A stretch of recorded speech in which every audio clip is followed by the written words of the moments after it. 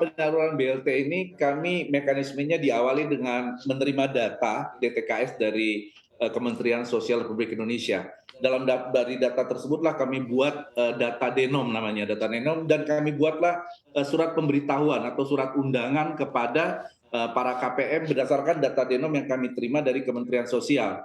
Nah, KPM datang membawa surat pemberitahuan tersebut atau surat undangan tersebut dengan IKTP-nya, KTP-nya. Jadi surat undangan ini sekaligus berfungsi dua. Selain sebagai surat undangan, sekaligus juga sebagai alat yang kita gunakan untuk memverifikasi kebenaran datanya.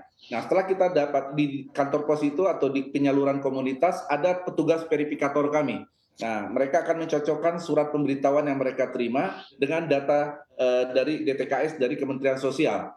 Nah, berdasarkan data tersebut, kalau oke, kemudian dicek, kami kemudian terhubung dengan server Dukcapil, Pak Gibran. Mhm. Teman-teman langsung melakukan verifikasi NIK dari IKTP tersebut ke server kami yang terhubung dengan server Dukcapil. Dan apabila oke, kemudian diserahkanlah ke juru bayar kami. Nah, juru bayar kami kembali melakukan verifikasi akhir, Mhm. akan melihat data tersebut sesuai dengan data denom uang yang diberikan, kemudian dilakukan foto wajah atau face recognition. Mhm. Foto wajah ini nanti juga terkoneksi dengan server Dukcapil. Nah, foto wajah itulah yang menjadi validasi kami untuk kebenaran data dari KPM tersebut. Mhm. Demikian Pak Gibran. Iya, jadi kalau kita lihat dengan bansos yang terbagi 3 jenis ini, nantinya BLT untuk keluarga prasejahtera 12,4 triliun rupiah untuk 20,65 juta KPM ini akan disalurkan begitu seluruhnya oleh PT Pos Indonesia. Ya, kami menerima amanat untuk menyalurkan dari 20.650.000 sebesar 18.600.000, Pak Gibran. Mhm. Oke, 18 juta Pak, berarti ya kira-kira angkanya di 10 triliunan juga Pak ya. Kalau selama ini tentunya dalam hal membagikan bantuan sosial begitu, utamanya kalau yang terakhir adalah bansos minyak goreng begitu, daerah mana sih sebenarnya Pak yang cukup menjadi tantangan untuk penyaluran BLT ini Pak? Iya, mungkin di BLT sembako sendiri atau di BPNT itu sudah ada beberapa penetapan beberapa kabupaten dan kota yang masuk kategori terpencil, terluar ya, terdepan, yang dimana dalam beberapa kali penyaluran baik dengan kami maupun dengan penyalur lainnya yang ditugaskan oleh pemerintah ada kendala gitu. Nah, jadi itu sudah di umumnya itu di daerah-daerah ya seperti di Papua atau beberapa kepulauan di Sulawesi atau beberapa daerah di kepulauan di Sumatera ya.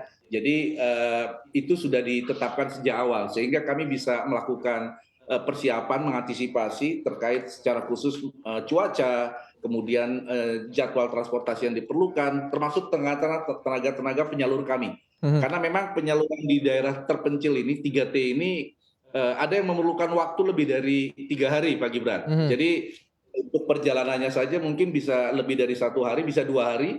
Kemudian teman-teman menyalurkan, kemudian perjalanan kembali bisa 2 atau 3 hari. Jadi ini bahkan bisa dalam waktu 5 atau sampai 6 hari untuk menyalurkan ke beberapa kecamatan di daerah 3T ini. Mhm. Jadi kami siapkan satgas khusus, Pak Gibran. Iya, Pak, saya mau konfirmasi dengan angka tadi Bapak mengatakan 18 juta begitu ya KPM yang akan mendapatkan bansos begitu yang disalurkan oleh PT Pos Indonesia begitu. Nilainya berapa besar Pak? Kalau totalnya kan 12,4 triliun. Kalau untuk PT Pos sendiri menyalurkan berapa nilainya Pak?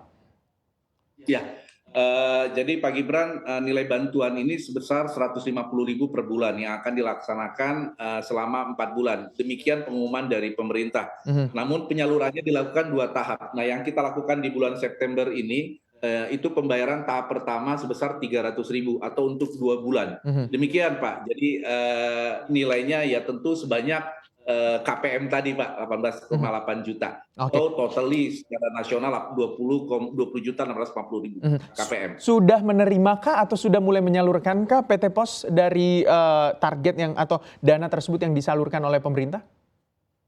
Puji syukur kami sudah mulai menyalurkan. Memang penyaluran pertama kali atau launchingnya dilaksanakan oleh Bapak Presiden Jokowi di Papua, tepatnya di Sentani dan Timika, kemudian dilanjutkan di Kepulauan Tanimbar di Saumlaki, dan pada tanggal 3 September lalu Bapak Presiden menyalurkan di kantor pos Bandar Lampung hari Sabtu. Nah, sejak kemarin dan hari ini kami mulai melakukan penyaluran secara masif.